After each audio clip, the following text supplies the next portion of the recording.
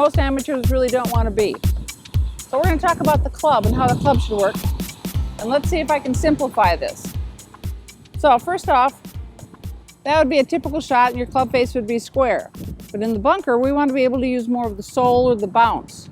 So when we do that, and we also want to create more height. So when we do that, we really want to open the club face up. So as you can see then, the ball would then go to the right. So to make this as simple as can be, then we aim slightly to the left. So the club face is open, but our stance is going to be slightly to the left, which is also called an open stance. So when we do that though, in the bunker, the leading edge is perpendicular to the ground.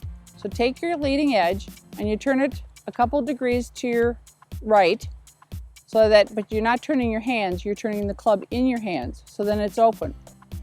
So what we're again doing is we're going to be using more of the sole or the bounce so the sand will splash.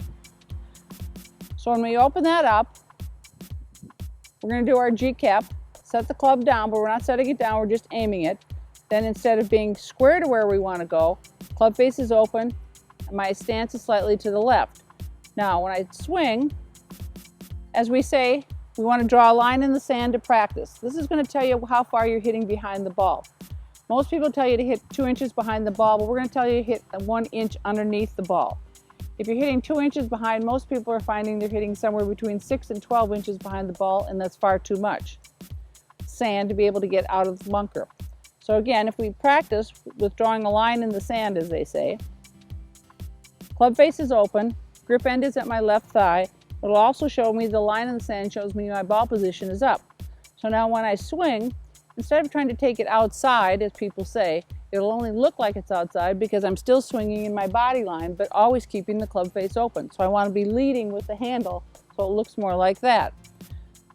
So you want to, when you walk in, you want to look like you own this. You always want to dig your feet in because if your feet move, you'll hit it fat.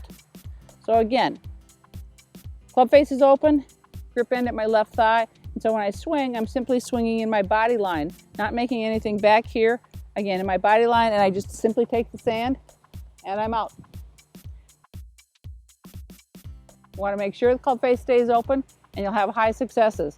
After you practice this in the bunker with the line in the sand, then you'll try some without the line, but it'll show you where your divot's being taken. You don't want to be taking it way back here and hitting it fast.